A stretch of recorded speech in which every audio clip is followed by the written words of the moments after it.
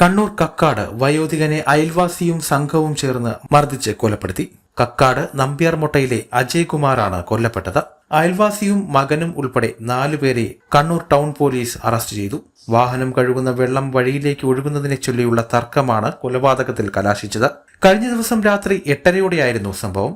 ദേവദാസിന്റെ വീട്ടിൽ വാഹനം കഴുകുന്ന വെള്ളം റോഡിലേക്ക് ഒഴുകുന്നത് അയൽവാസിയായ അജയ് കുമാർ ചോദ്യം ചെയ്തതാണ് പ്രകോപനം ഉണ്ടായത്. ഇതേ ചൊല്ലി ഇരുവരും തമ്മിൽ തർക്കമുണ്ടായി.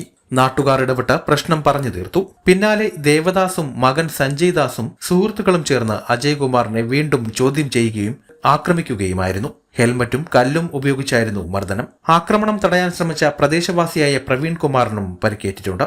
രക്തം വാർന്ന് അബോധാവസ്ഥയിലായ അജയ് കുമാറിനെ നാട്ടുകാർ ആശുപത്രിയിൽ എത്തിച്ചെങ്കിലും ജീവൻ രക്ഷിക്കാനായില്ല. കൊല്ലപ്പെട്ട അജയ് കുമാറിന്റെ അയൽവാസി ദേവദാസ്, മകൻ സഞ്ജയ് ദാസ് എന്നിവർ ഉൾപ്പെടെ 4 പേരെ കണ്ണൂർ ടൗൺ പോലീസ് അറസ്റ്റ് ചെയ്തു. News press Keralam, Kannur.